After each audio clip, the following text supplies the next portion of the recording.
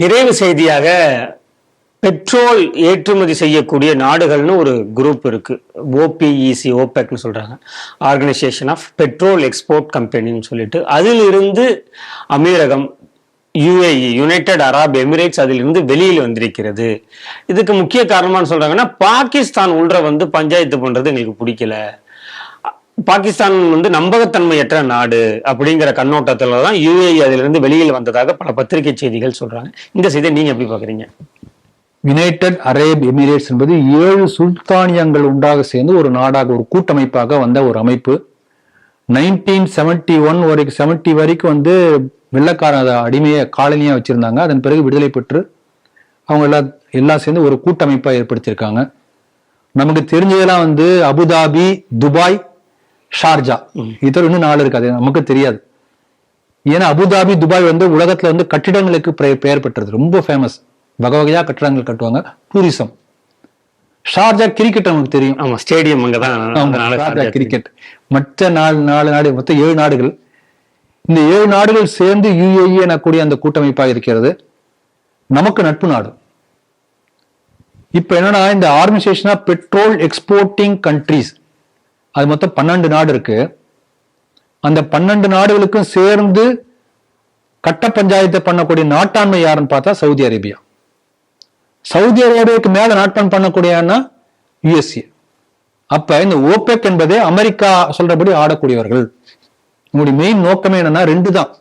ஒண்ணு, petrol price என்ன இருக்கணும், பெட்ரோல் எவ்வளவு ப்ரொடியூஸ் பண்ணணும்.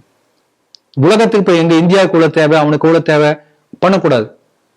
இவ்வளவுதான் பெட்ரோல் ப்ரொடியூஸ் பண்ணணும், இதுதான் விலை வைக்கணும். அப்போ உலகத்துடைய நலன் நம்மளுக்கு அக்கறை இல்லை, இவன் எவ்வளவு சம்பாதிக்கணும் அவ்வளவுதான் அக்கறை. இது முதல்ல. இது எல்லாம் பொதுவா அந்த பொருளாதார எக்கனாமிக்ஸ் பல பேர் என்ன சொல்றாங்கன்னா, ஒரு பெட்ரோல் எடுத்து அதை ப்ராசஸ் பண்ணி எல்லாம் பண்ணி அந்த உற்பத்தி செலவு வெளியில கப்பல்ல ஏத்துறாங்க இல்லையா, அப்போ ஒரு பேரல் $10 தான் அதனுடைய அடக்கு விலை வருது என்று சொல்றாங்க. இப்போ உதாரணத்துக்கு நீங்க ஒரு கத்திரிக்காய் தக்காளி $10 வாங்குறோம்னு வச்சுக்கோங்களேன், ஒரு கூட நிறைய வாங்குறான், 1 கிலோ $10 வருதுன்னு வச்சுக்கலாமே. அப்ப கடைக்காரங்க என்ன பண்ணுவாங்க, காய்கறி மார்க்கெட்டு $20 விற்பாங்க, 100%. நீங்க நார்மலா காய்கறி கடையில இதான் இருக்கும், அதாவது 2 பங்கு. ஆனா இந்த ஓபெக் என்ன பண்றான், 10 பங்கு விலைக்கு விற்கிறான். அப்ப எவ்வளவு காசு பாருங்க ஒவ்வொரு பேரலுக்கும். அப்ப அநியாய கொள்ளை இல்லையா? இப்படிப்பட்ட கொள்ளை அடிப்பதற்காக உள்ள ஒரு கூட்டமைப்பு தான் ஓபெக். இது முதல்ல. 2வது, இவன் சவுதி கூட ஒரு ஒப்பந்தம் போட்டு அமெரிக்கா என்ன பண்ணிருக்காங்க 1970ல, பெட்ரோல் உலகத்துல எந்த நாடு வாங்கினாலும் டாலர்ல தான் வாங்கணும், வேற கரன்சில நீங்க விற்கவே கூடாது. இந்த ஓபெக் அது ஒத்துட்டு இருக்கு, ஒப்பந்தமே இருக்கு. அப்ப உலகம் முழுக்க எல்லா நாட்டுக்கும் பெட்ரோல் வேணும். இந்த 12 நாடு தவிர மற்ற நாட்டுல பெட்ரோல் இல்ல. இப்ப அதுக்கப்புறம் லிபியா சேர்ந்தது, லிபியா ரஷ்யால சேர்ந்தது. அப்ப அவங்க என்ன பண்ணாங்க, ஓபெக் பிளஸ் அப்படின்னு அதுக்கு தனியா ஆரம்பிச்சாங்க. இதே போல அவங்க காப்பி அடிச்சாங்க. அப்ப உலகம் முழுக்க எல்லா நாடுகளும் இந்த ஒரு 12-15 நாடுகள் தான் பெட்ரோல் வாங்கி ஆகணும். பெட்ரோல் வாங்கினா என்ன பண்ணணும், கண்ட்ரோல் என்ன, டாலர்ல கொடுத்தாகணும். அப்போ உனக்கு என்ன பண்ணணும், டாலர் வேணும். டாலர் வேணா என்ன பண்ணணும், டாலர் யார்ட்ட வாங்க முடியும், அமெரிக்காட்ட வாங்க முடியும். அதுல அவன் டாலர் பிரிண்ட் பண்ணி கொடுப்பான். டாலர் கொடுத்தா என்ன பண்ணணும், பதில் நீ அவனுக்கு ஏதாவது சர்வீஸோ கூட்ஸோ கொடுக்கணும். அப்போ உலகம் முழுக்க நீங்க கூட்ஸ் அண்ட் சர்வீசஸ் எனக்கு கொடுங்க, நான் உங்களுக்கு என்ன பண்றேன், டாலர் நோட்டை அடிச்சு பிரிண்ட் பண்ணி கொடுக்குறேன். எப்படி பாருங்க. அப்ப பிரிண்டிங் மிஷினை வச்சு உலகத்தையே தன் வசம் இழுத்த ஒரு பெரிய ஒரு ட்ரிக் தான் இந்த டாலரைசேஷன் என்று சொல்கிறார்கள். டாலர்ல தான் ஆயில் ட்ரேட் நடக்கணும். இப்ப இவர் என்ன பண்ணிருக்காரு, இதை விட்டு வெளில வந்துட்டார். அதுக்கு ஒண்ணு பாகிஸ்தான் ஒரு பக்கம், இன்னொரு பக்கம் என்னன்னா துபாய், அபுதாபி இந்த போட நாடுகள்ல இருந்து பெருமளவு அந்த ஃபாரின் இன்வெஸ்ட்மெண்ட் இருக்கு இல்லையா, அது முழுக்க இப்ப சிங்கப்பூர் நோக்கி போய் கொண்டிருக்கிறது. இப்ப திடீர்னு பார்த்தா சிங்கப்பூர் ஒரு ரிச்சஸ்ட் கண்ட்ரியா ஆகி கொண்டிருக்கிறது. என்ன காரணம், துபாயில நிறைய இன்வெஸ்ட்மெண்ட் அங்க போயிட்டு இருக்கு, சிங்கப்பூர் டிரான்ஸ்ஃபர். அப்ப அவனுடைய இன்வெஸ்ட்மெண்ட் போயாச்சுன்னா அதை ஈடு பண்ணணும் இல்லையா, இல்லாட்டி அவன் கீழே போயிடுவானு, எக்கானமி கீழே போயிடும் இல்லையா. அப்ப என்ன சொல்றாங்க, அந்த ஓபெக் என்ன சொல்லியிருக்காங்கன்னா, நீங்க எனக்கு ஒரு நாளைக்கு 30 பில்லியன் பேரல் தான், அந்த மாதிரி 30 மில்லியன் பேரல் தான் நீங்க ப்ரொடியூஸ் பண்ணணும், அந்த மாதிரி ஒரு கட்டுப்பாடு வச்சிருக்காங்க. இவன் என்ன சொல்றாங்க, 50 பில்லியன் பேரல் அளவுக்கு நான் எடுக்கிறேன் அப்படின்னு இவங்க சொல்றாங்க. பண்ணக்கூடாது. இப்ப இவங்க வெளியே வந்துட்டாங்க. மே மாசம் 1ஆம் தேதி நான் சொன்ன என்னுடைய டார்கெட் பிரகாரம் நான் ப்ரொடியூஸ் பண்ண போறேன். அப்ப எக்ஸ்ட்ரா 20 பில்லியன் வருது இல்லையா பேரல், அது நாட்டினுடைய வளர்ச்சிக்கு மட்டும் இல்ல, டிமாண்ட் குறையும் போது பெட்ரோல் பிரைஸும் குறையும்.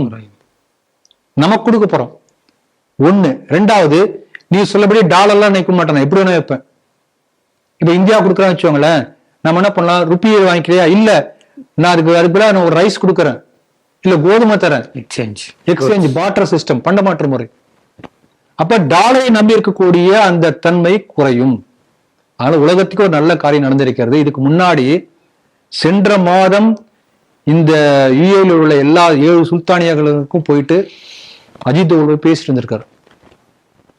அதை பத்தி செய்திகளை பல பேப்பர்ல வந்திருக்கும், நீங்க கூட பார்த்திருப்பீங்க. நம்முடைய நாடு வந்து பின்ன இதெல்லாம் வந்து ஒரு நாள் நடக்கூடிய சமாச்சாரம் இல்ல, பல வருஷக்கணக்கா அது போயிட்டே இருக்கும். நம்பகத்தன்மை வரணும்.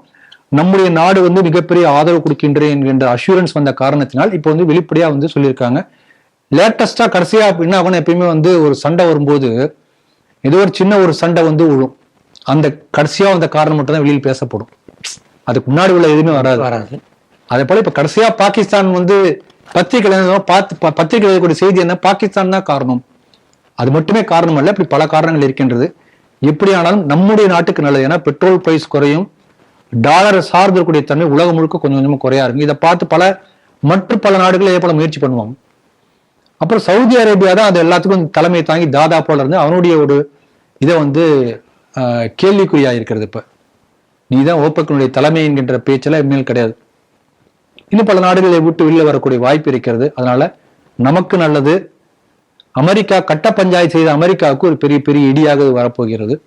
ஆனால் நல்ல செய்தியாக நான் பார்க்கிறேன். டி டாலரைசேஷன் சொல்கிறார்கள், அதற்கான ஒரு அடுத்த ஸ்டெப்பாக இது இருக்கும்.